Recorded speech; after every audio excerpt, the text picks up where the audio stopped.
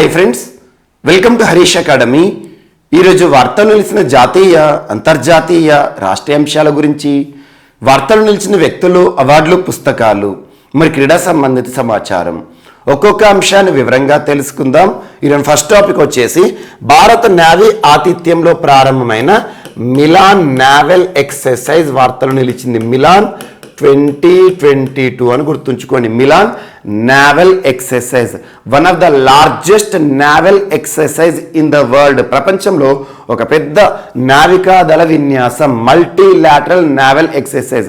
ఏదైనా ఎక్సర్సైజ్ వార్త నిలిస్తే ఏ పాయింట్స్ పైన ప్రత్యేక శ్రద్ధ చూపాలి. సో ఫస్ట్ ఆఫ్ ఆల్ ఈరోజు మిలాన్ ఎక్సర్సైజ్ వార్త నిలిచింది కదా. సో మిలాన్ ఎక్సర్సైజ్ అనేది త్రివిధ దళాల్లో ఏ దళానికి సంబంధించింది అంటే నావీ. సో ఇండియన్ నావీ ఆతిథ్యంలో ప్రారంభమైన అన్నాను కదా. సో నావల్ ఎక్సర్సైజ్ ఇది నావీకి సంబంధించింది. అండ్ సెకండ్ వచ్చేసేసి సో ఈ సంవత్సరం ఈ మిలాన్ ఎక్సర్సైజ్కి సంబంధించిన థీమ్ ఏంటి అంటారు. కెమెరాడెరీ, కెమెరాడెరీ, కెమెరాడెరీ, కోహెషన్, కొలాబరేషన్. కొలాబరేషన్. కెమెరాడెరీ అంటే ఫ్రెండ్షిప్, అంటే బహుళ దేశాల మధ్య ఈ ఎక్సర్సైజ్లో పార్టిసిపేట్ చేసే దేశాలు ఏవైతే ఉంటాయో ఆ దేశాల మధ్య స్నేహపూరిత వాతావరణం ఉంది అని చెప్పడం అన్నట్టు.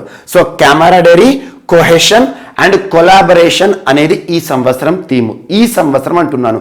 అసలు ఏ సంవత్సరం నుండి మిలాన్ ఎక్సర్సైజ్ ప్రారంభించడం జరిగిందంటే 1995 ఇయర్ గుర్తుంచుకోండి. 1995 సంవత్సరం నుండి ప్రతి 2 ఏళ్లకు ఒకసారి జరిగే నావల్ ఎక్సర్సైజ్ మిలాన్ ఎక్సర్సైజ్. ఈ సంవత్సరం వెన్యూ ఎక్కడ అంటే విశాఖపట్నం. సో ఆంధ్రప్రదేశ్ రాష్ట్రంలోని విశాఖపట్నం వేదికగా నిన్నటి నుండి సో గడిచిన ఫిబ్రవరి 25వ తేదీన ప్రారంభమైంది. అంటే నిన్నటి రోజున ప్రారంభమైంది. ఎప్పటి వరకు నిర్వహిస్తారంటే మార్చ్ 4th వరకు. సో ఆల్మోస్ట్ ఈ సంవత్సరం Milan naval exercise, multilateral naval ఎక్సర్సైజ్లో పార్టిసిపెంట్స్ అరౌండ్ 45 మెంబర్స్ ఉన్నారు. 45 కంట్రీస్, మెంబర్ కంట్రీస్ అని గుర్తుంచుకోండి. ఇందులో కొన్ని దేశాలు ఏం చేస్తాయి అంటే ఆ దేశాలకు సంబంధించిన షిప్స్ ఉంటాయి కదా, నావల్ షిప్స్ని ఇందులో ప్రదర్శించడం జరుగుతుంది. కొన్ని దేశాలు ఏంటి జస్ట్ సందర్శన కోసం వస్తారన్నట్టు. ఎగ్జాంపుల్ రష్యా కానివ్వండి, సౌదీ అరేబియా కానివ్వండి, ఇరాన్, ఇలాంటి కంట్రీస్ ఏవైతే ఉంటాయో జస్ట్ సందర్శకులుగా మాత్రమే వస్తారు. ఆ దేశాల నుండి ఎలాంటి షిప్స్ పార్టిసిపేట్ చేయవు. కానీ టోటల్ పార్టిసిపెంట్స్ అరౌండ్ 46 మెంబర్స్ అని గుర్తుంచుకోండి. ఈ యాక్యురేట్ నెంబర్ అవసరం లేదు. యాక్చువల్గా ఈ నావల్ ఎక్సర్సైజ్ కోసం 46 కంట్రీస్ని ఇన్వైట్ చేయడం జరిగింది ఇండియన్ నేవీ. అందులో ఆల్మోస్ట్ సో రానున్న రోజుల్లో ఇంకా ఏవైతే ఉంటాయో కంట్రీస్ అవి పార్టిసిపెంట్స్ అనేవి పెరిగే అవకాశం ఉంటుంది. సో జస్ట్ ఇక్కడ మనం ఈ టాపిక్కి సంబంధించి గుర్తుంచుకోవాల్సింది ఏంటంటే మిలాన్ నావల్ ఎక్సర్సైజ్ నావీకి సంబంధించి ఏ సంవత్సరంలో ప్రారంభమైంది చరిత్రలో అంటే 1995. భారత్ ఆతిథ్యంలో ఎప్పటి నుండి ప్రారంభమైంది ఫిబ్రవరి 25th, మార్చ్ 4th వరకు నిర్వహించనున్న మిలాన్ ఎక్సర్సైజ్. సో ఇక్కడ ఈ సంవత్సరం ఇవ్వబడిన థీమ్ ఏంటంటే కెమెరాడెరీ, కోహెషన్ అండ్ కొలాబరేషన్. ఈ పాయింట్స్ పైన ఫోకస్ చేయండి సరిపోతుంది.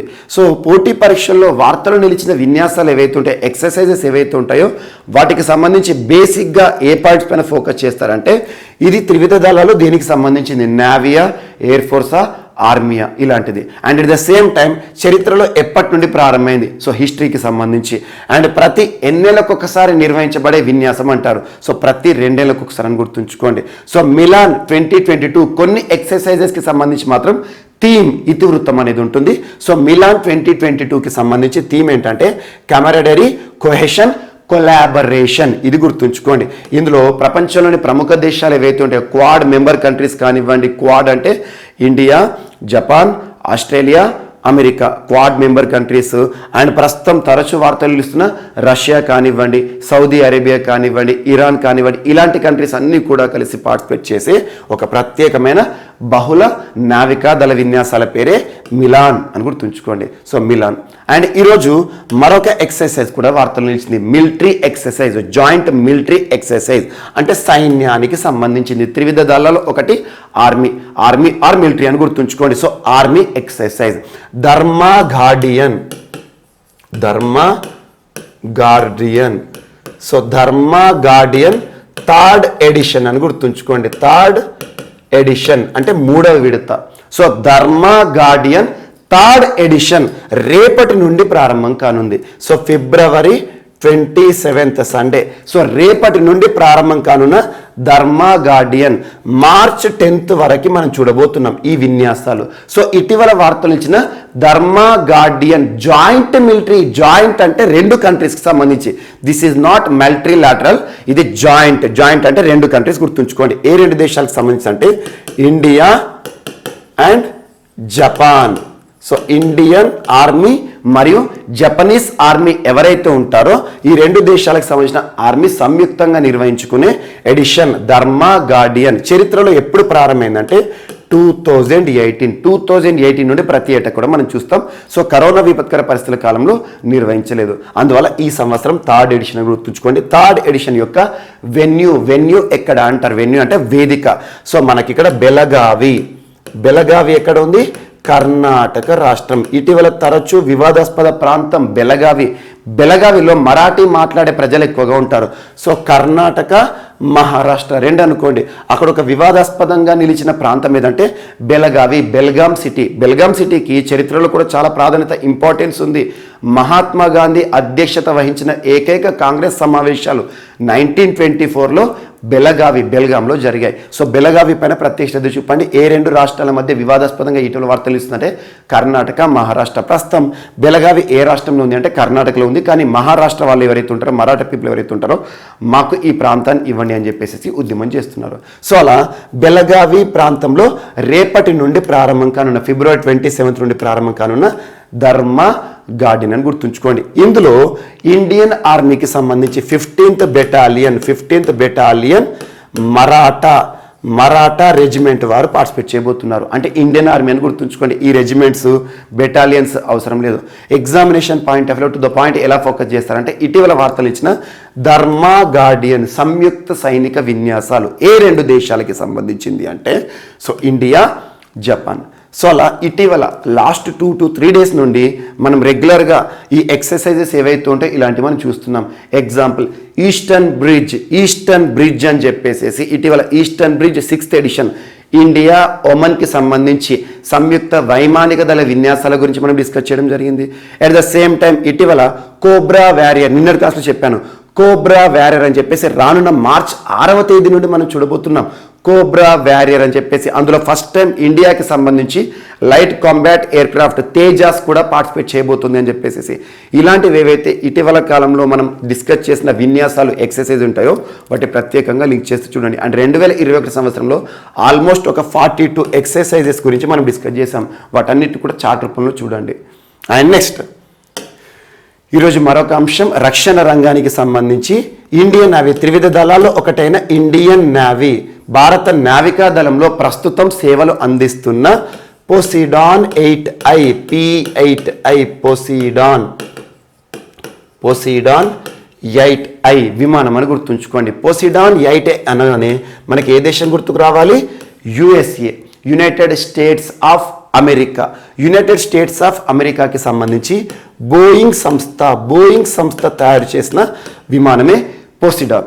యాక్చువల్గా ఇండియన్ నేవీలో సేవలు అందిస్తున్నాను, ఇది విమానమే కాకపోతే నేవీలో సేవలు అందిస్తుంది. ఎగ్జామినేషన్ పాయింట్ ఆఫ్ వ్యూ అడుగుతారు. పోసిడాన్ 8I అమెరికా నుండి మనం కొనుగోలు చేస్తున్న ఈ విమానాలను త్రివిధ దళాల్లో ఎందులో సేవల కోసం ఉద్దేశించడం జరిగిందంటే ఇది Indian navy. This is anti submarine warfare అని గుర్తుంచుకోండి. సబ్మెరైన్స్ కానివ్వండి, శత్రు దేశాలకి సంబంధించిన షిప్స్ కానివ్వండి, వాటిపైన సర్వీలెన్స్ వేయడానికి దీన్ని ఉద్దేశించడం జరిగింది. అడ్వాన్స్డ్ టెక్నాలజీతో కూడిన విమానం ఇండియన్ నేవీలో ఉంది. సో దీనికి సంబంధించి భారత ప్రభుత్వం 2009 సంవత్సరంలో అమెరికాతో ఒప్పందాన్ని కుదుర్చుకుంది. ఆ ఒప్పందంలో భాగంగా 8 విమానాలను భారత్ అమెరికా నుండి కొనుగోలు చేస్తుంది. తయారు చేసేవారు ఎవరు?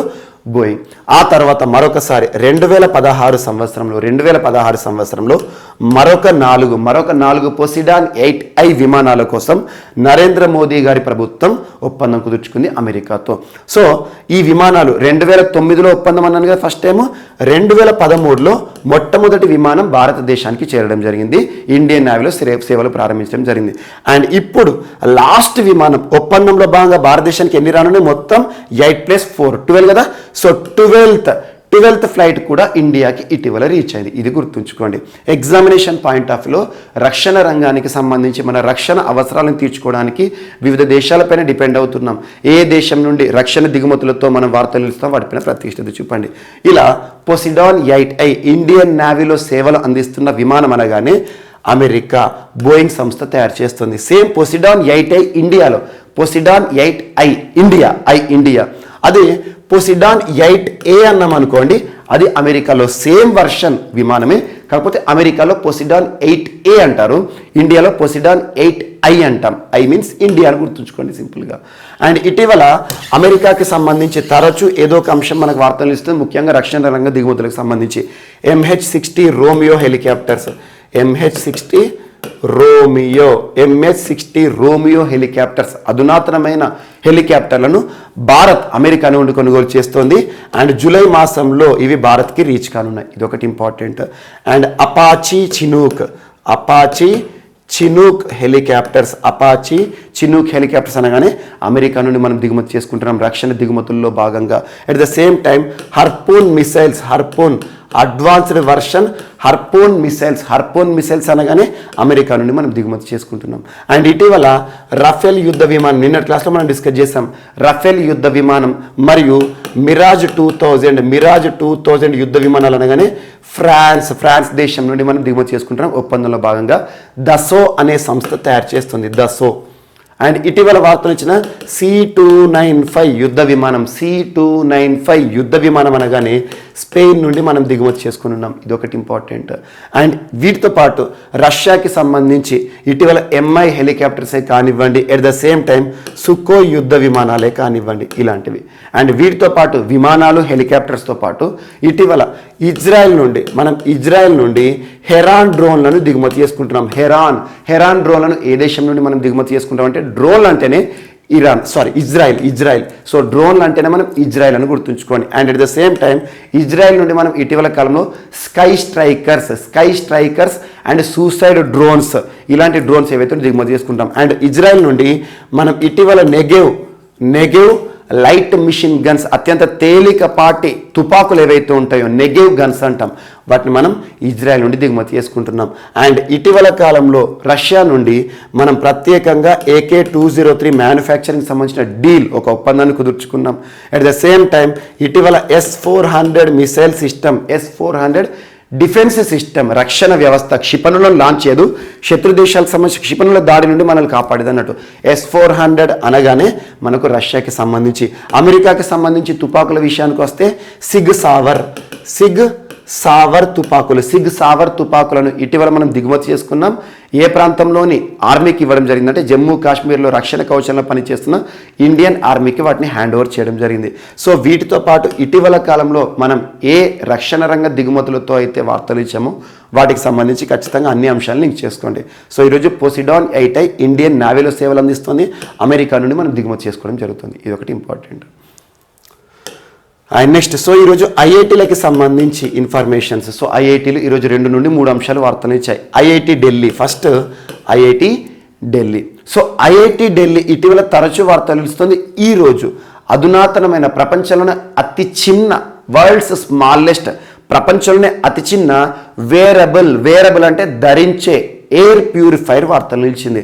వేరబుల్ ఎయిర్ ప్యూరిఫైర్, వియర్ అంటే ధరించడం, wearable air purifier or air mask అని గుర్తుంచుకోండి. ఐఐటి ఢిల్లీ వారు ఇన్నోవేట్ చేశారు. ఐఐటి ఢిల్లీ పరిధిలోని ఒక స్టార్టప్ సంస్థ నానోక్లీన్ గ్లోబల్ హెల్త్ అనే సంస్థ, నానోక్లీన్ అనే సంస్థ లేదా స్టార్టప్ ఐఐటి ఢిల్లీ పరిధిలో పనిచేస్తుంది. వారు ఏం కనిపెట్టారంటే నాసో 95 నాసల్ అంటే ముక్కు ద్వారా అన్నట్టు. నాసో 95 అంటే ముక్కులో ధరించే, మనం ఏదైతే ఉంటుందో కరోనా నుండి కాపాడుకోవడానికి, కరోనా వైరస్ మనల్ని మనం కాపాడడానికి మాస్క్లను ధరిస్తాం కదా, అలాంటి మాస్కులు అవసరం వద్దు అని చెప్పేసి మన నాసల్ క్యావిటీ ఏదైతే ఉన్నాయో, ముక్కు రంధ్రాలు ఉంటాయి కదా, ఈ రంధ్రాల్లో అమర్చేలా సింపుల్గా 2 కాటన్స్ టైప్ ఉంటాయి అన్నట్టు. ప్రపంచంలోనే అతి చిన్న ఎయిర్ ప్యూరిఫైయర్ ఆల్మోస్ట్ ఎలాంటి ప్యాథోజన్స్ కానివ్వండి, ఎలాంటి వైరస్నైనా కూడా అద్భుతంగా అడ్డుకునే సామర్థ్యం దీనికి ఉంది అని చెప్పేసి నానో క్లీన్ సంస్థ చెప్పడం జరుగుతుంది. IIT Delhi wearable air purifier, world smallest wearable air purifier or air mask అని గుర్తుంచుకోండి. Naso 95 protection for your nose up to 97.90 protection against PM 2.5 particulate matter 2.5 అంటే సూక్ష్మమైన ధూళి కణాలు అన్నట్టు. అండ్ వైరస్ కానివ్వండి, బ్యాక్టీరియా కానివ్వండి, వీటి నుండి మనల్ని కాపాడుతుంది. మనం N95 మాస్క్ని ఎలా అయితే ధరిస్తామో సేమ్ N95 లాగానే ఇది పనిచేస్తుంది. కాకపోతే మనం ధరించినట్టు కూడా బయటికి కనబడదు అన్నట్టు. ఇది ఒకటి ఇంపార్టెంట్ ఐఐటి ఢిల్లీకి సంబంధించి. అండ్ నెక్స్ట్ ఈరోజు IIT Delhi and DRDO. IIT Delhi ఈరోజు 2 అంశాలతో వార్తలు ఇచ్చింది. ఐఐటి ఢిల్లీ మరియు DRDO భారతదేశంలో రక్షణ రంగానికి సంబంధించి పనిచేస్తున్న అత్యున్నత సంస్థ, defence research development organisation. DRDO and IIT Delhi quantum key distribution, quantum key distribution, India's first indigenous technology, ఒక సాంకేతికత అని గుర్తుంచుకోండి. ఇటీవల ఐఐటి హైదరాబాద్ భారతదేశంలోని మొట్టమొదటి ఇండిజినస్ 5G టెక్నాలజీతో వార్తలు ఇచ్చింది. అలా సాంకేతికతకు సంబంధించింది, సాంకేతిక రంగానికి సంబంధించి. సో క్వాంటమ్ కీ డిస్ట్రిబ్యూషన్ అంటే ఏంటంటే ఇది కోడ్ ఆధారంగా సమాచారాన్ని డిస్ఫర్ చేయడం అన్నట్టు. So quantum key distribution, India's first indigenous quantum key distribution అనగానే ఐఐటి ఢిల్లీ టెక్నాలజీ కాబట్టి DRDO రక్షణ అవసరాల కోసం దీన్ని సృష్టించడం జరిగింది, రూపకల్పన జరిగింది. సో ఇది 2 ప్రాంతాల మధ్య సమాచారం, ముఖ్యంగా యూపీలోని ప్రయాగ్రాజ్ మరియు యూపీలోని వింధ్యాంచల్ ప్రాంతం ఆల్మోస్ట్ 100 కిలోమీటర్స్ డిస్టెన్స్ ఉంటుంది 2 ప్రాంతాల మధ్య. సో ఈ 2 ప్రాంతాల మధ్య సమాచార మార్పిడి ఏదైతే ఉంటుందో క్వాంటమ్ కీ డిస్ట్రిబ్యూషన్ ద్వారా దాన్ని డిస్ఫర్ చేయడం జరిగిందని గుర్తుంచుకోండి. సో ఇవన్నీ అవసరం లేదు. ఎగ్జామినేషన్ పాయింట్ ఆఫ్ వ్యూలో టెక్నాలజీ సంబంధించి ఏమైనా వార్తలు ఇస్తే టెక్నికల్ ప్రశ్నలు అడగరు, జస్ట్ టు ద పాయింట్ దానికి సంబంధించిన పేరు అడుగుతారు. క్వాంటమ్ కీ డిస్ట్రిబ్యూషన్ అనేది అధునాతన టెక్నాలజీ. ఇలాంటి టెక్నాలజీ ప్రపంచంలో ఉంది, కానీ మన పూర్తి స్వదేశీ పరిజ్ఞానంతో మన స్వదేశీ సంస్థ ఐఐటి ఢిల్లీ వారు క్వాంటమ్ కీ డిస్ట్రిబ్యూషన్లో మొత్తం కూడా క్రిప్టోగ్రాఫిక్ మెసేజింగ్ ఇన్ఫర్మేషన్ ఉంటుంది అన్నట్టు. సో క్వాంటమ్ కీ డిస్ట్రిబ్యూషన్ అనగానే ఐఐటి ఢిల్లీ మరియు DRDO అని గుర్తుంచుకోండి. DRDOలో సేవలు అందించడానికి సమాచారం ఏదైతే ఉంటుందో కోడ్ లాంగ్వేజెస్లో ఉంటుంది అన్నట్టు. అలాంటి అంశంతో ఐఐటి ఢిల్లీ వార్తలు ఇచ్చింది. అండ్ నెక్స్ట్ ఈరోజు మరొక అంశం ఐఐటి మద్రాస్ పరిధిలోని research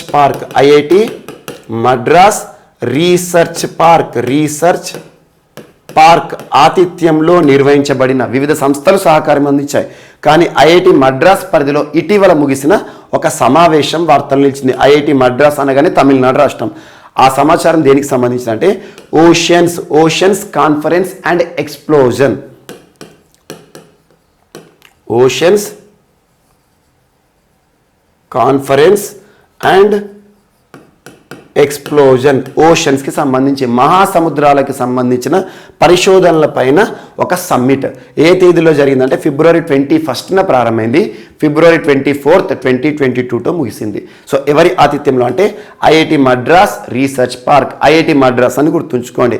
and national institute of oceanic technology, NIOT అంటాం, national institution of oceanic technology దీనికి సహకారం అందించింది. అండ్ వివిధ సంస్థలు భాగస్వామ్య సంస్థలుగా ఉన్నాయి.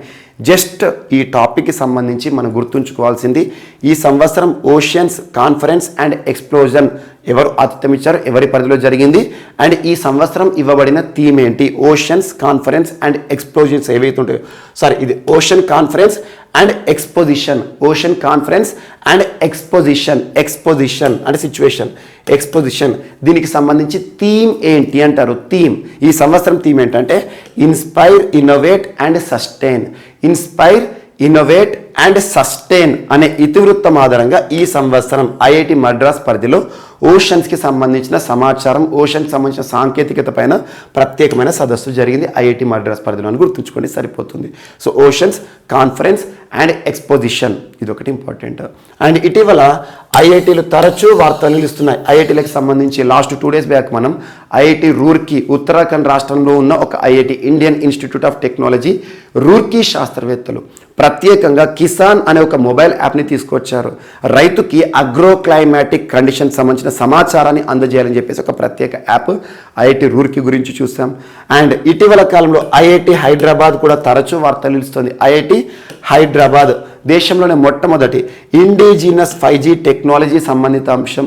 అండ్ సుజుకి జపాన్కి సంబంధించిన ఒక innovation centre, Suzuki innovation centre ప్రపంచంలో జపాన్ బయట మొట్టమొదటి innovation centre IIT Hyderabad. And hydrogel cornea సమస్యలు, మానవుడిలో తలెత్తే కంటి సమస్య కార్నియా సమస్యలను శస్త్రచికిత్స లేకుండా నిర్ధారణ చేయడం, శస్త్రచికిత్స లేకుండా నయం చేసే ఒక ప్రత్యేకమైన అంశం. సో హైడ్రోజెల్ అనే అంశం. అండ్ దేశంలోనే మొట్టమొదటి బయోబ్రిక్ బేస్డ్ హౌస్ అనగానే ఐఐటి హైదరాబాద్ సంబంధించి కొన్ని అంశాలు మాత్రమే ఇక్కడ మనం డిస్కస్ చేసాం, మిగతాయి చూడండి. అండ్ ఐఐటి మద్రాస్ ఇటీవల తరచూ వార్తలు నిలుస్తుంది. దేశంలోనే మొట్టమొదటి 3D printing house concrete printing technology ఆధారంగా. అండ్ ఇటీవల ఆక్వా మ్యాప్ సంబంధిత అంశంతో ఐఐటి మద్రాస్ వార్తలు నిలిచింది. అండ్ ఐఐటి మద్రాస్కి సంబంధించి శాస్త్ర అనే ఒక మ్యాగజిన్ ఇటీవల లాంచ్ చేయడం జరిగింది. సో ఇలాంటి అంశాలు. అండ్ దేశంలోనే మొట్టమొదటి ఇండస్ట్రీ కాన్క్లేవ్ అనగానే ఐఐటి మద్రాస్. అండ్ దీంతో పాటు ప్రపంచంలోని మొట్టమొదటి మోటారైజ్డ్ వీల్ చైర్ నియోబోల్ట్ అనే అంశం, ఒక వీల్ చైర్కి సంబంధించి. అండ్ ఇటీవల ఐఐటి కాన్పూర్ కూడా రీసెంట్గా వార్తలు వచ్చింది జనవరి మాసంలో.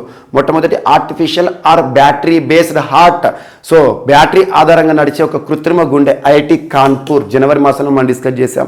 అండ్ ఇటీవల ఐఐటి కాన్పూర్ టచ్ సెన్సిటివ్ అంటే కంటి చూపు లేమితో బాధపడేవారు ఎవరైతే ఉంటారో సమయాన్ని తెలుసుకునేందుకు ఉపయుక్తంగా ఉండే టచ్ సెన్సిటివ్ వాచ్ ఐఐటి కాన్పూర్కి సంబంధించి. అండ్ ఈరోజు ఐఐటి ఢిల్లీ వార్తలు వచ్చింది కదా, ఐఐటి ఢిల్లీ ఇటీవల తరచూ వార్తలు ఇస్తుంది. SERS technology surface enhanced Raman spectroscopy అనగానే ఐఐటి ఢిల్లీ మానవుల్లో డెంగ్యూ వ్యాధిని నిర్ధారణ చేయడానికి లైటింగ్ ఎఫెక్ట్, సో కాంతి ఆధారంగా surface enhanced Raman spectroscopy. And ఇటీవల ఒమిక్రాన్ టెస్ట్ కిట్ సంబంధిత అంశంతో ఐఐటి ఢిల్లీ వార్తలు ఇచ్చింది. అండ్ ఐఐటి జోధ్పూర్ శాస్త్రవేత్తలు కూడా తరచూ వార్తలు ఇచ్చారు. కరోనా వైరస్కి సంబంధించి వైరస్ RNA పైన ప్రత్యేక పరిశోధన చేస్తున్నారు. And artificial intelligence based X ray ఆధారిత కరోనా నిర్ధారణ ఒమిక్రాన్ నిర్ధారణకు సంబంధించి ఐఐటి జోధ్పూర్ వార్తలు ఇచ్చింది.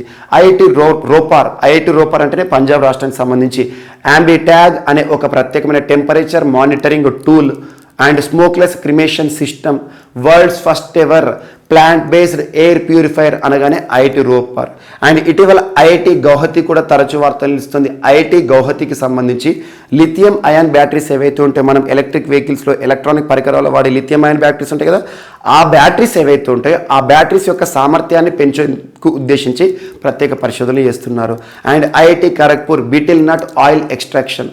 సో వీటితో పాటు ఐఐటీలకి సంబంధించి ఏ అంశాలను అయితే మనం ఇటీవల డిస్కస్ చేసామో వాటి గురించి ప్రత్యేకంగా చూడండి. సో ఈరోజు మాత్రం ఐఐటీలకి సంబంధించి 3 అంశాలు. ఒకటి నాసో 95 ఐఐటి ఢిల్లీ, సో ప్రపంచంలోనే అతి చిన్న వియరబుల్ ఎయిర్ మాస్క్ అనుకోండి, లేదంటే నాసల్ మాస్క్ అనుకోండి. అండ్ నెక్స్ట్ ఐఐటి ఢిల్లీ DRDOకి సంబంధించి ప్రత్యేకంగా ఇటీవల క్వాంటమ్ కీ డిస్ట్రిబ్యూషన్ ఒక technology, indigenous technology. And oceans conference and exposition అనే ఒక అంశాన్ని డిస్కస్ చేశాం. అండ్ నెక్స్ట్ ఈరోజు మరొక అంశం ఇండియన్ రైల్వేస్. సో ఇటీవల ఇండియన్ రైల్వేస్ కూడా తరచూ వార్తలు నిలుస్తుంది. Indian railways Bharat heavy electricals limited వారు సంయుక్తంగా మొట్టమొదటి solar photo voltaic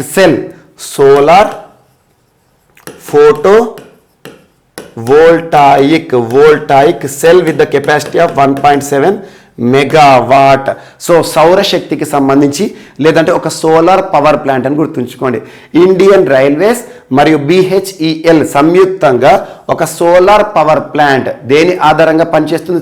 power plant photo voltaic cells ఆధారంగా పనిచేసే ఒక ప్రత్యేకమైన అణుశక్తి కాదు, ఇక్కడ సౌరశక్తి కేంద్రాన్ని ఎక్కడ ప్రారంభించారంటే బీనా అనే ఒక ప్రాంతం, BINA బీనా ఎక్కడ ఉందంటే మధ్యప్రదేశ్ రాష్ట్రం అని గుర్తుంచుకోండి.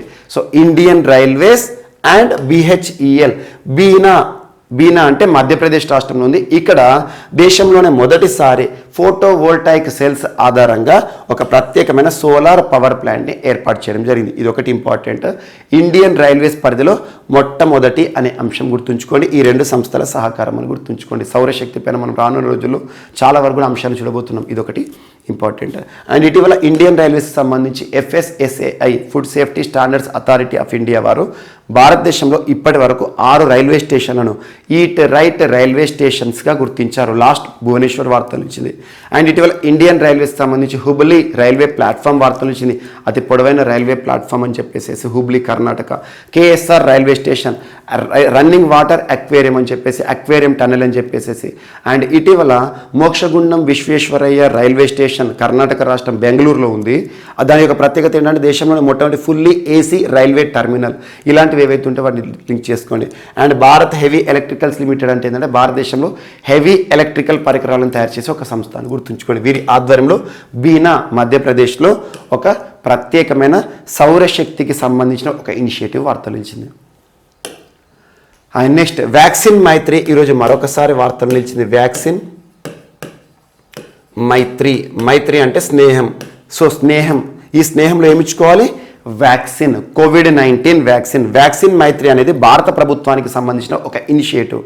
వ్యాక్సిన్ మైత్రి.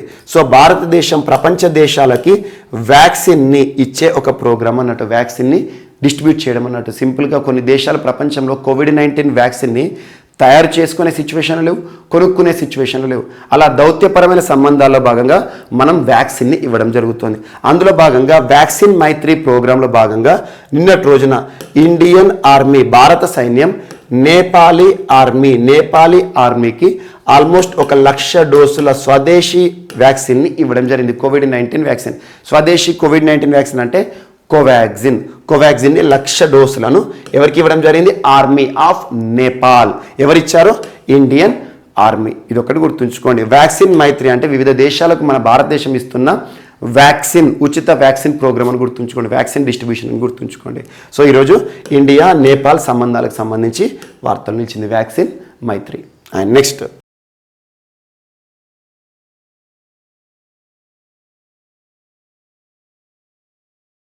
సో ఈరోజు మన నెక్స్ట్ టాపిక్ వచ్చేసి తమిళనాడు రాష్ట్రానికి సంబంధించిన అంశం.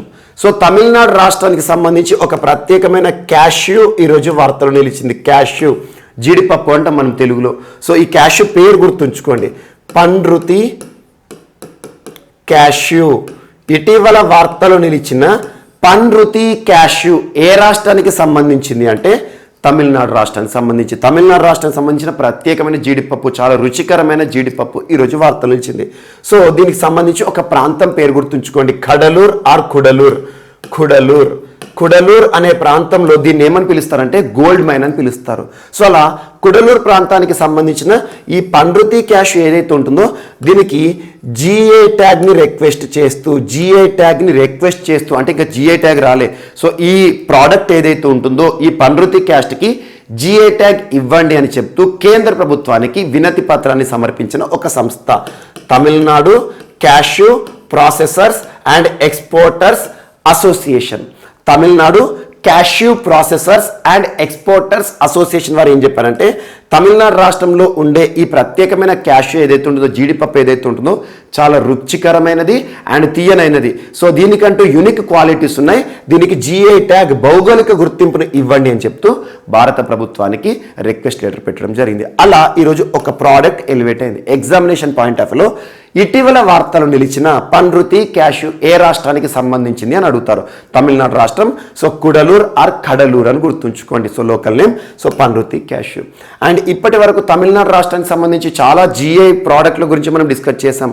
కోవిల్పట్టి కడలై మిఠాయి అనేది ఒక ప్రత్యేకమైన పల్లిపట్టి, జాగ్రీ ఆధారంగా తయారు చేసే ఒక పల్లిపట్టి. తమిరబరణి అనే నది నీటిని కలిపి తయారు చేస్తారు. పల్లిపట్టి, చిక్కి, కోవిల్పట్టి కడలై మిఠాయి అది తమిళనాడు రాష్ట్రానికి సంబంధించి. అండ్ మధురై మల్లి అని చెప్పేసి ప్రత్యేకమైన మల్లెపూలకి సంబంధించి ఇటీవల ఒక అంశాన్ని మనం డిస్కస్ చేసాం. సో అలా తమిళనాడు రాష్ట్రానికి సంబంధించి మరొక GI ట్యాగ్ పొందనున్న వస్తువుగా అని చెప్పుకోవచ్చు. ఎందుకంటే దీనికి క్వాలిటీస్ ఉన్నాయి. అతి త్వరలో మనం ఇది GI ట్యాగ్ పొందింది అనే అంశాన్ని కూడా చూసే అవకాశం ఉంటుంది.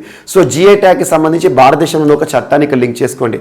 GI geographical indication of goods registration and protection act 1999 సంవత్సరంలో ఏర్పాటు చేయబడిన ఒక చట్టము geographical indication of goods registration and protection act 1999 ఆధారంగా భారతదేశంలో ఒక ప్రాంతం ఆధారంగా ఒక వస్తువు గనక ప్రత్యేకత ఉందనుకోండి దానికి జిఐ ట్యాగ్ ఇస్తారు. అలా చాలా జిఐ ట్యాగ్ వస్తువుల గురించి మనం ఇటీవల కాలం డిస్కస్ చేయడం జరిగింది. సో ఇదొకటి ఇంపార్టెంట్. భారతదేశంలో జిఐ ట్యాగ్ పొందిన మొట్టమొదటి వస్తువు ఏదంటే డార్జిలింగ్ టీ.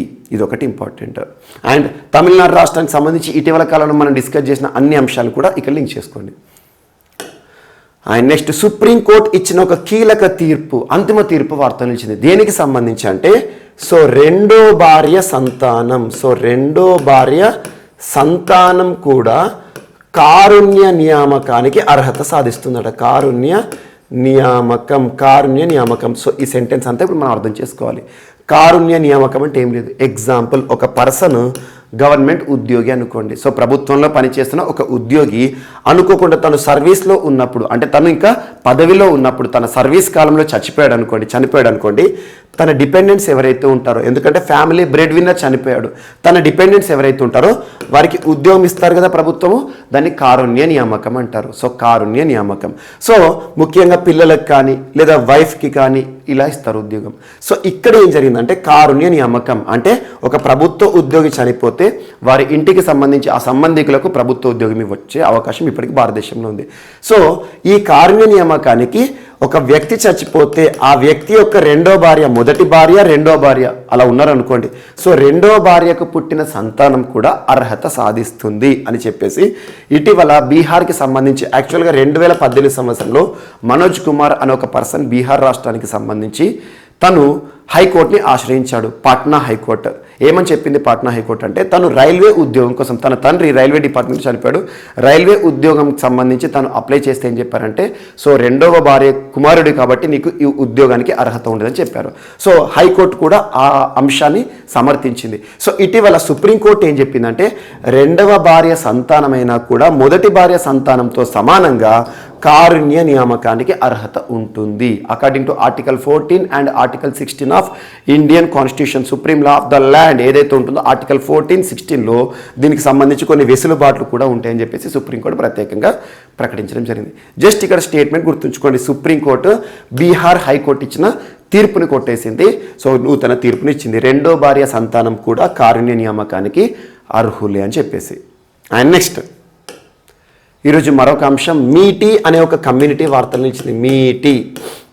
మీటీ అనే ఒక కమ్యూనిటీ, ఒక ప్రత్యేక వర్గం కమ్యూనిటీ ఇటీవల వార్తలు నిలిచిన మీటీ కమ్యూనిటీ ఏ రాష్ట్రానికి సంబంధించిందంటే మణిపూర్, ఈశాన్య రాష్ట్రమైన Manipur. Last 2 days back Manipur రాష్ట్రానికి సంబంధించి మనం ప్రత్యేకమైన అంశాన్ని చూసాం.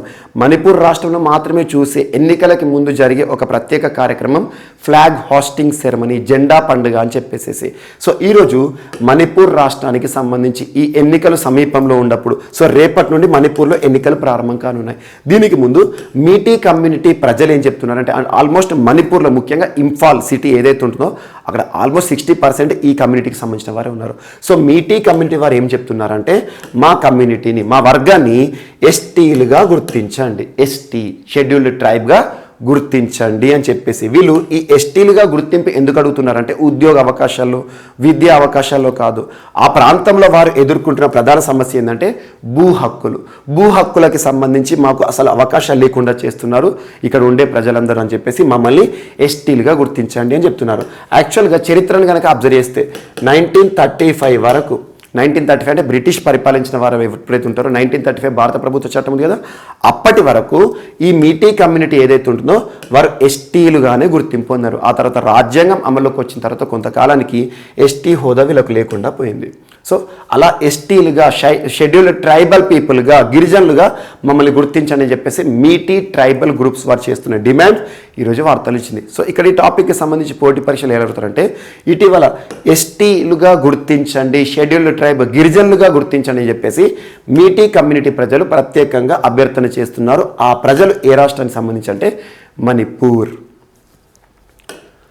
అండ్ నెక్స్ట్ ఈరోజు త్రిపుర రాష్ట్రానికి సంబంధించి ఇటీవల త్రిపుర రాష్ట్ర హైకోర్టు ఏం చెప్పింది అంటే అగర్తలకు సంబంధించిన కోర్టు ఏం చెప్పిందంటే బహిరంగ ప్రదేశాల్లో ఓపెన్ ప్లేసెస్లో జంతు బలి చేయకూడదు. సో జంతువులను వధించకూడదంట. చాలా వరకు మనం చూస్తూ ఉంటాం, ఎక్కడన్నా జాతర జరిగినా లేదా ఓపెన్ ప్లేసెస్లో బహిరంగ ప్రదేశాల్లో ఎనిమల్ స్లాటరింగ్ అనేది చూస్తూ ఉంటాం, అంటే చంపేయడం అనేది. సో అలా బహిరంగ ప్రదేశాల్లో ఎట్టి పరిస్థితుల్లో కూడా జంతు బలి చేయకూడదు. Animal slaughtering is prohibited in open premises అని చెప్పేసి ఇటీవల ఏ రాష్ట్ర హైకోర్టు తీర్పునిచ్చిందంటే త్రిపుర హైకోర్టు అని గుర్తుంచుకోండి. ఇక్కడ ఏం చెప్తున్నారంటే municipal corporations, so municipal corporations ఏవైతే ఉంటాయో రాష్ట్రంలో వారందరికీ కూడా హైకోర్టు ఉత్తర్వులను జారీ చేసింది. సో ఇక మీదట బహిరంగ ప్రదేశాల్లో ఇటువంటి ఎనిమల్ స్లాటరింగ్ ఏదైతే ఉంటుందో ఏ ఒక్క జంతువును కూడా చంపకూడదు ప్రజల సమక్షంలో. ఒకవేళ చంపాలనుకుంటే వాటికి ప్రత్యేకమైన ప్రెమిసెస్ని సిద్ధం చేయండి, ప్రత్యేకంగా ఛాంబర్స్ని కట్టండి, ప్రత్యేకంగా ఎనిమల్ స్లాటరింగ్ హౌజెస్ని నిర్మించండి. అలా తప్పితే బహిరంగ ప్రదేశాల్లో మాత్రం జంతు బలిని ఇవ్వడం, జంతువులను వధించడం, animal slaughtering is prohibited in open premises అని చెప్పేసి ఇటీవల ఏ రాష్ట్రం సంబంధించి వార్తలు ఇచ్చిందంటే త్రిపుర అని గుర్తుంచుకోండి. సో త్రిపురకి సంబంధించి ఇటీవల రీసా క్లాత్ తరచూ వార్తలు ఇస్తుంది. రీసా క్లాత్ విప్లవ్ కుమార్ దేవ్ గారు త్రిపుర రాష్ట్ర ముఖ్యమంత్రి, ఎక్కడికి వెళ్ళినా కూడా రీసా క్లాత్ని ధరిస్తూ వెళ్తూ ఉంటారు. ఇది ఒకటి ఇంపార్టెంట్. అండ్ నెక్స్ట్ ఢిల్లీకి సంబంధించి ఢిల్లీ ఫిల్మ్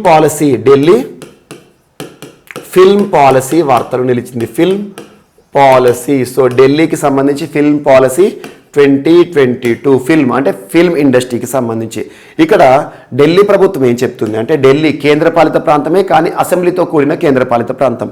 ఢిల్లీ ప్రభుత్వం చెప్తుంది ఏంటంటే ఢిల్లీని ఒక అట్రాక్టివ్ డెస్టినేషన్ ఫర్ ఫిల్మ్ ఇండస్ట్రీగా తీర్చిదిద్దాలి. అట్రాక్టివ్ డెస్టినేషన్ అంటే ఎక్కువగా సినిమా రంగం అంతా కూడా ఢిల్లీలో డిపెండ్ అవ్వాలి. అది విదేశీ సినిమాలు అంటే మనకు ఇంగ్లీష్ మూవీస్, హాలీవుడ్ మూవీస్ అయినా, బాలీవుడ్ మూవీస్ అయినా, లేదా ఏ ప్రాంతానికి సంబంధించిన రీజనల్ మూవీస్ అయినా కూడా ఢిల్లీలో అనువైనగా అద్భుతంగా తీర్చిదిద్దవచ్చు అని చెప్పేసి పాలసీ ఫిల్మ్ ఇండస్ట్రీని డెవలప్ చేయడంలో భాగంగా ఒక ప్రత్యేకమైన పాలసీని విడుదల చేశారు. సో ఈ పాలసీలో మొదటి విడతగా 50 కోట్ల రూపాయలు విడుదల చేసింది ఢిల్లీ ప్రభుత్వం. ఏం లేదు, ఫిల్మ్ ఇండస్ట్రీ హబ్గా, ఫిల్మ్ ఇండస్ట్రీ మేకింగ్ హబ్గా ఢిల్లీని తీర్చిదిద్దడానికి ఇటీవల మనీష్ సిసోడియా గారు, సో ఢిల్లీ ఉప ముఖ్యమంత్రి ఎవరైతే ఉంటారో ఈ పాలసీని విడుదల చేశారు. సో ఫిల్మ్ ఇండస్ట్రీకి బ్రాండింగ్గా నేషనల్ క్యాపిటల్ని తీర్చిదిద్దడానికి అని గుర్తుంచుకోండి. చలనచిత్ర విధానం, ఫిల్మ్ ఇండస్ట్రీ విధానం అని గుర్తుంచుకోండి. ఇది ఒకటి ఇంపార్టెంట్. అండ్ ఇటీవల ఢిల్లీకి సంబంధించి మనం డిస్కస్ చేసిన అంశాలు ఏవైతే ఉంటాయి, ముఖ్యంగా పర్యావరణ సంబంధిత సమస్యలతో తరచూ ఢిల్లీ వార్తలు నిలుస్తుంది. అండ్ ఢిల్లీ ప్రభుత్వానికి సంబంధించి తేజస్విని అనే ఒక ప్రత్యేకమైన విమెన్స్ కార్డ్ వార్తలు ఇచ్చింది. ఇక్కడ గుర్తుంచుకోండి, తేజస్విని విమెన్స్ కార్డ్ ఏమో ఢిల్లీకి సంబంధించింది, తేజస్విని మహిళలకు సంబంధించిన ప్రత్యేకమైన ఒక ప్రోగ్రామ్, ఎకనామికల్ సపోర్ట్ ప్రోగ్రామ్ ఏమో జమ్మూ కాశ్మీర్కి సంబంధించి. సో రెండు తేజస్విని కానీ పర్పస్ ఈస్ డిఫరెంట్. అండ్ ఇక్కడ ఇటీవల ఢిల్లీకి సంబంధించి బిజినెస్ బ్లాస్టర్స్ అనే ఒక ప్రోగ్రామ్ కానివ్వండి, పర్యావరణానికి సంబంధించి యుద్ధ ప్రదూషణకి విరుద్ధ, రెడ్ లైట్ ఆన్ గాడి of and switch Delhi campaign, electric vehicles పట్ల ప్రత్యేక అవగాహన కల్పించడం.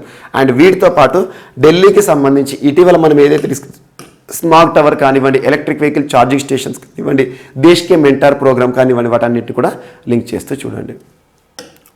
అండ్ నెక్స్ట్ చంబా అనే ఒక జిల్లా ఈరోజు వార్తలు నిలిచింది. చంబా అనే డిస్టిక్ ఇటీవల వార్తలు నిలిచింది. ఏ రాష్ట్రానికి సంబంధించిందంటే హిమాచల్ ప్రదేశ్. హిమాచల్ ప్రదేశ్ రాష్ట్రంలోని చంబా జిల్లా ఎందుకు ఈరోజు వార్తలు నిలిచిందంటే her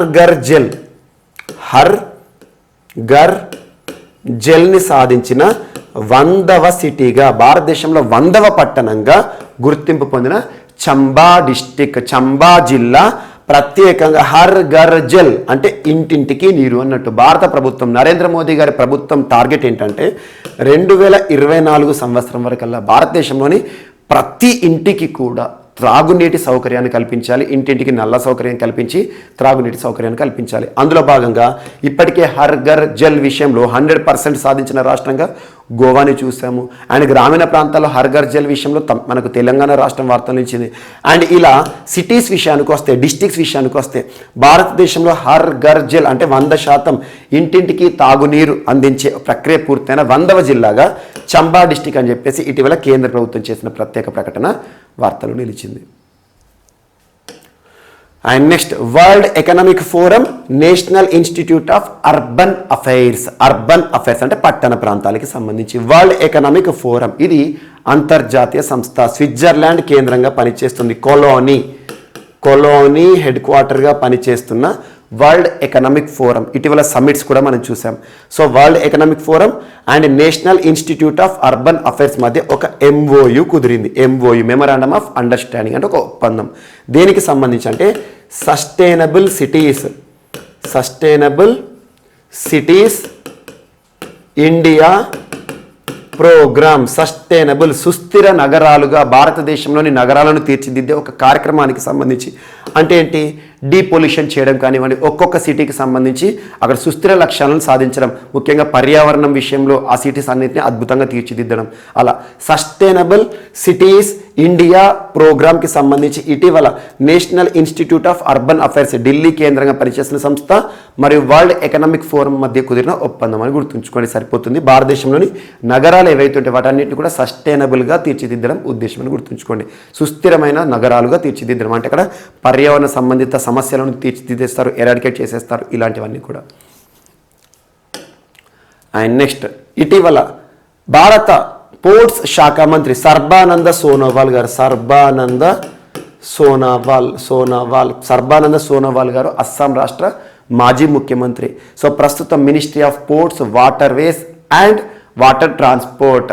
so ministry of ports అని గుర్తుంచుకోండి, ministry of ports, shipping, waterways, so ఓడరేవుల శాఖ మంత్రిగా ఉన్నారు. ఇటీవల విశాఖపట్నంలో ఒక ప్రత్యేకమైన ఇనాగ్రేషన్ చేశారు, ఆవిష్కరించడం జరిగింది. ఆ ఇనాగ్రేషన్ ఏంటంటే నికర్షన్ సదన్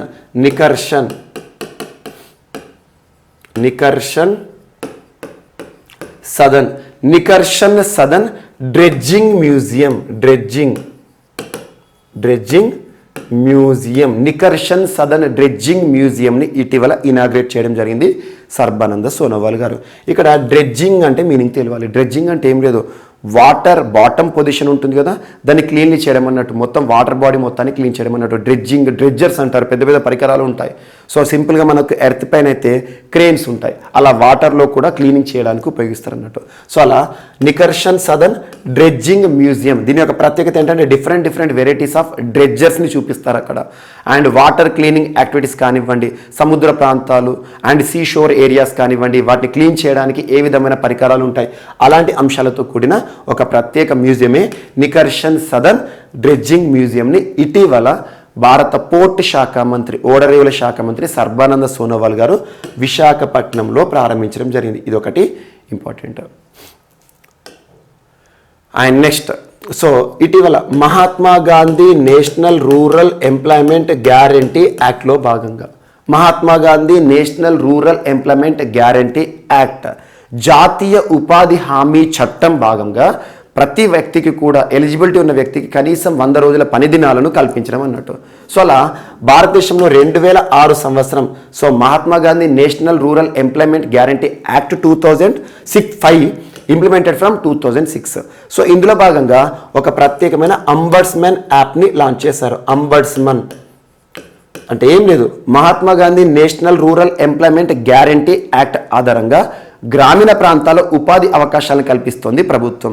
ఆ ఉపాధి అవకాశాలు ఏవైతే ఉంటాయో ట్రాన్స్పరెంట్గా జరుగుతున్నాయా, ఉపాధి దక్కుతుందా, ఎవరైతే ఎలిజిబిలిటీ ఉంటుందో వాళ్ళకు ఉపాధి ఇవ్వటం జరుగుతుందా అని చెప్పేసి ఈ ప్రోగ్రామ్ ఇంప్లిమెంటేషన్లో ట్రాన్స్పరెన్సీ తెలుసుకోవడానికి, మానిటర్ చేయడానికి ఒక ప్రత్యేకమైన యాప్ అంబడ్స్మన్ యాప్ని ఇటీవల రూరల్ డెవలప్మెంట్ మినిస్టర్, కేంద్ర గ్రామీణాభివృద్ధి మంత్రిత్వ శాఖకి సంబంధించి కన్సర్న్ మినిస్టర్ ఎవరు, గిరిరాజ్ సింగ్ గారు ప్రారంభించడం జరిగింది. జస్ట్ గుర్తుంచుకోండి, MGNREGA లేదా మన్రేగా అన్నా okay. So Mahatma Gandhi national rural employment guarantee act, each and every word చూడండి, రూరల్ గ్రామీణ్ అంటే ఇక్కడ ఏంటంటే మహాత్మా గాంధీ నేషనల్ రూరల్ అంటే గ్రామీణ, ఎంప్లాయ్మెంట్ ఉపాధి హామీ అన్నట్టు. సో ఈ ప్రోగ్రామ్ ట్రాన్స్పరెన్సీని తెలుసుకోవడానికి అంబడ్స్మన్, బ్యాంకులో అంబడ్స్మన్ అన్నారు అనుకోండి, ఏ డిపార్ట్మెంట్లో అయినా కూడా అంబడ్స్మన్ అంటే సర్విలెన్స్ చేసేవాడు అన్నట్టు. సో మొత్తం కూడా ఆ ఏరియా మొత్తాన్ని కూడా సర్విలెన్స్ చేయడం అన్నట్టు, ట్రాన్స్పరెన్సీ విషయంలో కీలక పాత్ర పోషిస్తారు అంబడ్స్మన్. సో ఇదొకటి important, అంబడ్స్మన్ app for MGNREGA. And next ఈరోజు వార్తల్లో వ్యక్తుల విషయానికి వస్తే, సో వార్తల్లో వ్యక్తులు, సో ఫస్ట్ పర్సన్ నితిన్ పరంజాపే గారు వార్తలు ఇచ్చారు. నితిన్ పరంజేప్ నితిన్ పరంజేప్ గారు. సో ఇక్కడ కనిపిస్తున్న పర్సన్ ఎవరైతే ఉంటారో నితిన్ పరంజేప్ గారు Hindustan Unilever limited HUL Hindustan Unilever limited సంస్థ ఏదైతే ఉంటుందో దానికి ఎగ్జిక్యూటివ్ హెడ్గా నియమితులవుతూ వార్తలు ఇచ్చారు. జస్ట్ హిందుస్థాన్ యూనిలీవర్ లిమిటెడ్ సంస్థకి ఒక హెడ్గా నియమితులవుతూ వార్తలు ఇచ్చిన పర్సన్ ఎవరంటే నితిన్ పరంజేప్. హిందుస్థాన్ యూనిలీవర్ ఎక్కడ ఉంది అంటే head quarter Mumbai. So Mumbai కేంద్రంగా పనిచేస్తున్న హిందుస్థాన్ యూనిలీవర్ సంస్థ ఏదైతే ఉందో ఈ సంస్థకి వన్ ఆఫ్ ద హెడ్గా నితిన్ పరంజేప్ అని గుర్తుంచుకోండి. అండ్ ఈరోజు వార్తలు నిలిచిన పుస్తకం చివరి topic the great tech game అనే ఒక పుస్తకం ఇటీవల వార్తలు ఇచ్చింది. ఈ పుస్తకం యొక్క ఆథర్ ఎవరు అని అడిగితే అనిరుద్ సూరి అని గుర్తుంచుకోండి. అనిరుద్ సూరి గారు రచించిన ద గ్రేట్ టెక్ గేమ్. దీని యొక్క ట్యాగ్లైన్ ఏంటంటే shaping geopolitics and the Destiny's of nations. Destiny's of nation, destiny అంటే గమ్యం అన్నట్టు. So the great tech game shaping geopolitics అంటే వివిధ దేశాలతో సరిహద్దు, వివిధ దేశాలతో సంబంధాలు అన్నట్టు. Politics in geographical reasons, geopolitics and the Destiny's of the nations. దేశాలకు సంబంధించి జియోపాలిటిక్స్ అనే అంశాన్ని ఇతివృత్తంగా తీసుకొని రాయబడిన పుస్తకం. సో జియోపాలిటిక్స్ సంబంధించిన పుస్తకం the great tech game Anirudh Suri గారు రాయడం జరిగింది. సో ఇతను ప్రముఖ జాగ్రఫీకి సంబంధించిన ప్రముఖ శాస్త్రవేత్త అని గుర్తుంచుకోండి. సో జస్ట్ ఈ పుస్తకం పేరు గుర్తుంచుకోండి, ట్యాగ్లైన్ గుర్తుంచుకోండి అండ్ పర్సన్ పేరు అనిరుద్ సూరి అని గుర్తుంచుకోండి, ప్రముఖ రచయిత. సో ఇవి ఈరోజు వార్తలు నిలిచిన అంశాలు. ఒకసారి ర్యాపిడ్ రౌండ్ చూస్తే సో మిలాన్ 2022 ఫిబ్రవరి 22న ప్రారంభమై వార్తలు నిలిచింది. ఫిబ్రవరి 25, 2022 ప్రారంభమై వార్తలు నిలిచింది. మిలాన్ 22 ఆతిథ్యం విశాఖపట్నం. సో ఈ సంవత్సరం ఇవ్వబడిన థీమ్ ఏంటో గుర్తుంచుకోండి. And next India Japan joint exercise Dharma guardian exercise. And Indian నేవీలో సేవలు అందిస్తున్న పొసిడాన్ 8I 12th విమానం ఇండియాకి రీచ్ అయింది, అమెరికాకి సంబంధించి. అండ్ నాసో 95 వరల్డ్స్ స్మాలెస్ట్, ప్రపంచంలోనే అతి చిన్న వియరబుల్ ధరించగలిగే ఎయిర్ ప్యూరిఫైర్ తయారు చేసి IIT ఢిల్లీ స్టార్టప్ సంస్థ వార్తలు ఇచ్చింది. నాసో 95 అనే ఒక air purifier. And next IIT Delhi DRDO ఒప్పందంలో భాగంగా క్వాంటమ్ కీ డిస్ట్రిబ్యూషన్ అనే ఒక అంశం వార్తలు నిలిచింది. And next oceans conference and exposition అనే ఒక అంశం ఇటీవల IIT మద్రాస్కి సంబంధించి. అండ్ నెక్స్ట్ ఇండియన్ రైల్వేస్ మరియు BHEL సంయుక్తంగా ఫోటో వోల్టాయిక్ సౌరశక్తికి సంబంధించి ఒక ఇనిషియేటివ్ బీనా మధ్యప్రదేశ్కి సంబంధించి వార్తలు ఇచ్చింది. అండ్ నెక్స్ట్ వ్యాక్సిన్ మైత్రిలో భాగంగా భారతదేశం నేపాల్కి చేసిన వ్యాక్సిన్ సాయం Indian army to the Nepali army 1 lakh doses of COVID-19 అని గుర్తుంచుకోండి. అండ్ క్యాష్యూ పండ్రుతి క్యాష్యూ ప్రత్యేకమైన క్యాష్యూ జీడిపప్పు ఈరోజు వార్తలు ఇచ్చింది. తమిళనాడు రాష్ట్రానికి సంబంధించి జాగ్రఫికల్ ఇండికేషన్ ట్యాగ్ ఇవ్వండి అని చెప్పేసి. సో రెండవ భార్య సంతానం కూడా కారుణ్య నియామకానికి అర్హత సాధిస్తుంది అని చెప్పేసి సుప్రీంకోర్టు బీహార్ కేసులో ఇచ్చిన తీర్పు. అండ్ నెక్స్ట్ మీటీ అనే ఒక కమ్యూనిటీ ఎస్టీలుగా గుర్తించబడాలి అని చెప్పేస్తూ మణిపూర్లో జరుగుతున్న ఒక ఉద్యమం. అండ్ త్రిపురలో బహిరంగ ప్రదేశాల్లో జంతుబలి నిషేధం అనే అంశం వార్తలు నిలిచింది. అండ్ ఢిల్లీ ప్రభుత్వం రూపకల్పన చేసిన ఫిల్మ్ పాలసీ 2022 ఢిల్లీని అట్రాక్టివ్ డెస్టినేషన్ ఫర్ ఫిల్మ్ ఇండస్ట్రీగా తీర్చిదిద్దడంలో ఉద్దేశం భాగం. అండ్ చంబా జిల్లా హిమాచల్ ప్రదేశ్ రాష్ట్రంలోని చంబా జిల్లా భారతదేశంలో 100వ జిల్లాగా వార్తలు ఇచ్చింది హర్ ఘర్ జల్ని సాధించి. World economic forum national institute of urban affairs భారతదేశంలో సస్టైనబుల్ సిటీస్ ఇండియా ప్రోగ్రామ్కి సంబంధించిన ఒక ఒప్పందం. అండ్ సర్బానంద సోనోవాల్ గారు ఇటీవల ఆవిష్కరించిన so Nikarshan Sadan dredging museum, ఒక మ్యూజియం విశాఖపట్నంకి సంబంధించి. And Mahatma Gandhi national rural employment guarantee యాక్ట్కి సంబంధించి ఆ ప్రోగ్రామ్ ట్రాన్స్పరెన్సీని తెలుసుకునే భాగంలో ఒక app ombudsman app for MGNREGA వార్తలు ఇచ్చింది. And next so Nitin Paranjpe గారు HULకి సంబంధించి నియమితులతో వార్తలు ఇచ్చారు. And the great tech game అనే ఒక పుస్తకం అనిరుద్ సూరి గారు రాసిన పుస్తకం ఈరోజు వార్తలు నిలిచింది. సో ఇవి ఈరోజు వార్తలు నిలిచిన అంశాలు. మిస్లేనియస్ అంశాలు మనం మిగిలిపోతే మాత్రం రేపటి క్లాస్లో యాడ్ చేసుకుని నేర్చుకుందాం. రేపు కలుద్దాం. Thank you.